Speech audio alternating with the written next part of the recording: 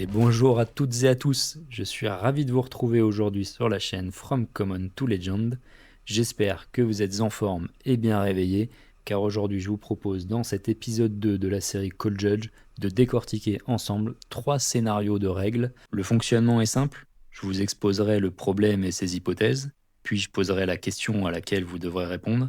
Je laisserai quelques secondes avant de donner les réponses, ça permettra à ceux qui veulent mettre la vidéo en pause pour chercher par eux-mêmes le temps de le faire tranquillement.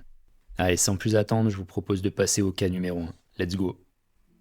C'est parti pour le cas numéro 1 qui concerne notre cher ami Arachni Marionnette. Arachni a eu la chance de se transformer en Trapdoor, donc il peut aller chercher dans son deck pour une carte. Il l'a banni face down. Après, il mélange son deck, bien sûr. Et si cette carte est un piège, il peut la jouer jusqu'au début de son prochain tour. Donc, un trap a été banni, puis Arachni s'est retransformé en Arachni Marionnette. La question est donc, est-ce que Arachni peut toujours jouer le trap qui a été banni après s'être retransformé en Arachni Marionnette, donc en n'étant plus Arachni Trapdoor? Voilà, je vous laisse quelques secondes pour trouver la réponse.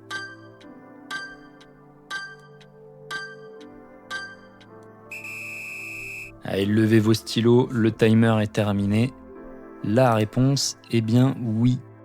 En fait, lorsque Arachni Trapdoor va banish son trap, il va rajouter sur la carte un Layer Continuous Effect, donc qui indique que jusqu'à la fin, le début de son prochain tour, il y a un effet qui s'ajoute sur la carte. L'effet, lui, s'arrête à la fin de la durée qui aura été spécifiée, donc jusqu'au début de son prochain tour. Je vous affiche la règle précise, voilà, des Layer Continuous Effect, mais globalement, si on a un effet qui génère un Layer Continuous Effect, il démarre dès qu'il est généré et il s'arrête d'être effectif à la fin de la condition temporelle qui a été spécifiée. S'il n'y a pas de condition temporelle de spécifiée, c'est automatiquement à la fin du tour où ça a été généré. Donc comment est-ce qu'on peut interpréter ces Layer Continuous Effect pour simplifier la règle? Globalement, c'est comme si on avait un texte qui était ajouté directement sur la carte pour une durée qui a été fixée. Donc, par exemple, prenons l'exemple de Lair of the Spider qui aurait été banni par notre Arachni Trapdoor dans cet exemple. Le Lair of the Spider, il pourrait être simulé avec une ligne de texte sur la carte qui restera jusqu'au début de votre prochain tour. Donc Arachni peut se retransformer en Arachni Marionnette, peut se transformer en tout ce qu'il veut. Le fait de pouvoir jouer cette carte depuis la banish n'a rien à voir avec autre chose que cette ligne de texte qui a été rajoutée sur la carte avec sa temporalité fixée au moment de la génération de l'effet. Suite à la première vidéo de Call Judge, je suis certain que vous êtes tous allés lire les règles dans le détail et donc que vous avez tous eu juste. Si c'est pas le cas, je vous propose de vous rattraper sur le deuxième scénario. Allez, c'est parti. Dans ce deuxième scénario, on a donc une Syndra qui va faire plusieurs attaques. Une première draconique, puis une deuxième attaque non draconique, puis une troisième attaque qui elle est draconique, Rising Resentment. On va partir du principe que toutes les attaques ont touché, comme ça on se pose pas de questions. Ce qui nous intéresse, ça va être l'interaction entre Rising Resentment qui touche et Wrath of Retribution, qui est la carte suivante. Rising Resentment touche. Quand cette carte touche, elle permet au joueur ninja de bannir une attack action card de sa main avec un coût inférieur au nombre de Chainlink draconiques qu'il possède. Si le joueur le fait, cette carte, elle coûtera 1 de pitch de moins et il peut la jouer ce tour-ci depuis sa banish. Le joueur Syndra touche avec cette carte et bannit Wrath of Retribution. Donc le joueur Syndra bannit Wrath of Retribution et essaye de jouer Wrath of Retribution. La question est la suivante. Est-ce que le joueur Syndra peut jouer Wrath of Retribution gratuitement depuis sa banish zone? Je vous laisse quelques secondes pour réfléchir, puis je vous donne la réponse.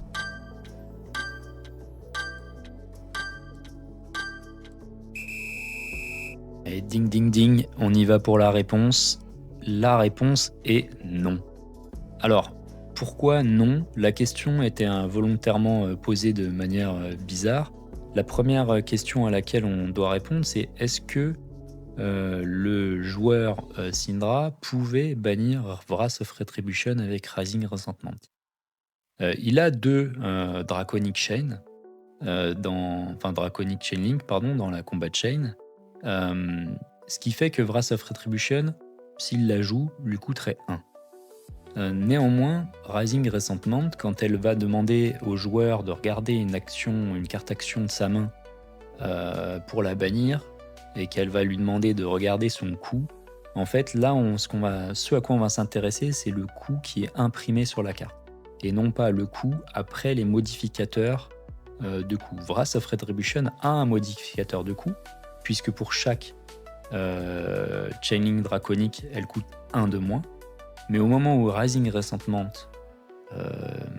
regarde le coût de la carte à bannir, Wrath of Retribution vaut 3. Les modifieurs, je ne sais pas exactement le mot en français, mais les modificateurs de coût d'une carte ne s'appliquent qu'au moment où on joue la carte.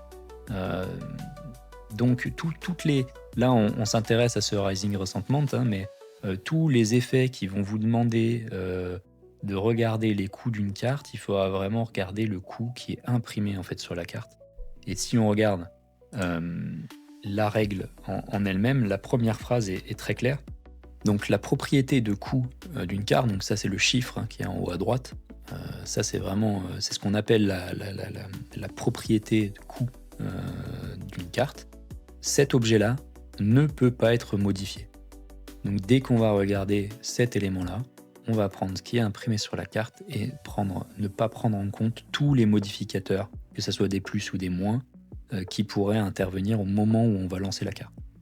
Donc le joueur Syndra ne pouvait en aucun cas bannir cette Wrath of Retribution, et donc encore moins la jouer, puisque si vous avez été attentif lors de la finale des Worlds 2025, c'est ce que notre futur champion du monde a essayé de faire en toute bonne foi, je pense, et les juges étaient là pour rectifier la situation. Dans sa tête, le Wrath of Retribution ne coûtait que 1, et donc Rising Resentment, avec 2 Chainlink sur la table, pouvait bannir Wrath of Retribution et lui donner encore un autre modificateur de -1 de coût, et donc il pouvait théoriquement jouer Wrath of Retribution pour 0 de pitch. Bien sûr, ça ne marche pas comme ça, vous venez d'en avoir l'explication. Tout a été repris et le tour s'est arrêté après le Rising Resentment pour le joueur Syndra. Donc à retenir, les effets, la propriété de cost qui est regardée dans ce genre de texte, c'est le chiffre en haut à droite uniquement de la carte, sans prendre en compte les modificateurs de coût, que ce soit des plus, des moins, des divisés, des multipliés. On passe à la troisième situation qui oppose un joueur Gravy Bones à un sorcier. Le joueur Gravy Bones possède un scuba qui déclare une attaque. Donc le joueur déclare son attaque. Le joueur sorcier y répond par l'activation de ses Storm Strider qui vont lui permettre de jouer un sort en instantané, et il utilise cela pour envoyer un Burn Bear sur la tête de Scuba, ce qui va lui infliger 6 dégâts et le tuer. La question est donc la suivante: est-ce que le joueur Gravy Bones va pouvoir résoudre l'effet de Scuba ou pas? Je vous laisse encore quelques secondes.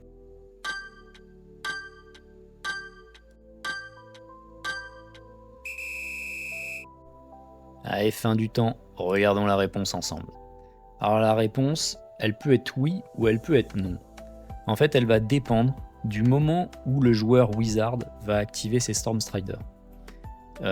Les on-attack effects, donc quand sur une carte il y a écrit when this attacks, alors après il y a des view wording qui sont peut-être un peu différents, mais maintenant c'est comme ça que c'est wordé. Donc les when this attack, donc on-attack effects, eux ils se résolvent dans l'attack step.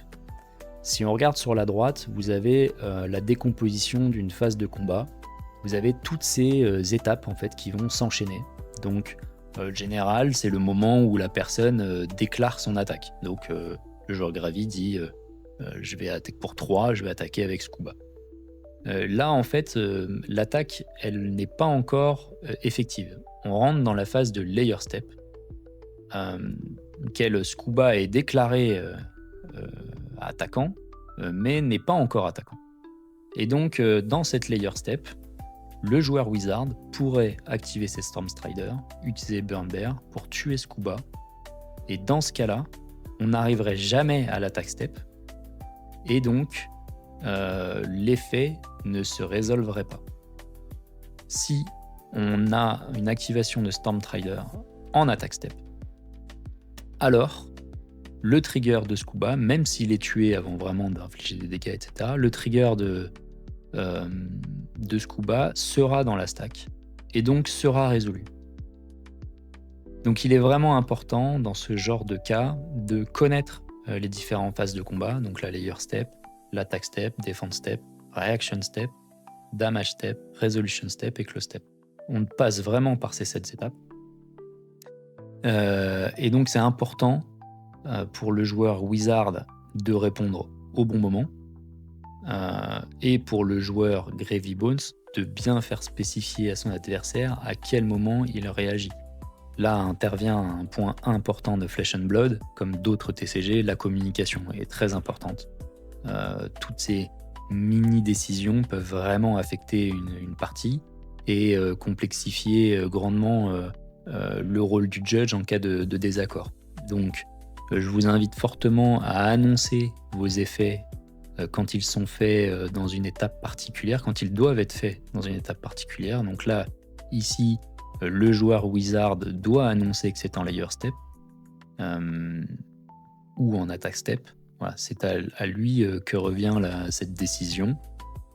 Et selon la décision qu'il prendra, le résultat n'est clairement pas le même, vu que dans un cas, Scuba n'aura pas de trigger, et dans l'autre cas, il aura son trigger, et donc Gravy Bones aura sûrement son gold token. Et ce troisième exercice clôt les scénarios que je vous proposais aujourd'hui. J'espère que ça vous a plu, que vous avez appris des choses, car c'est le but de ces vidéos, d'être éducatif, d'essayer de montrer à quel point c'est important de jouer proprement, précisément à Flesh and Blood, pour éviter tout un tas de problèmes et de mécompréhension avec vos adversaires, donc d'être précis et de bien communiquer avec eux. Et en cas de difficulté, de surtout pas hésiter à appeler un juge qui saura trancher la situation. Je vous remercie d'avoir suivi cette vidéo, j'espère qu'elle vous a plu, et si c'est le cas, n'hésitez pas à me le faire savoir en mettant un petit like, un petit commentaire et en vous abonnant. Moi, ça me permet de faire grandir la chaîne et de me motiver pour la suite. Merci à tous, bonne journée et portez-vous bien.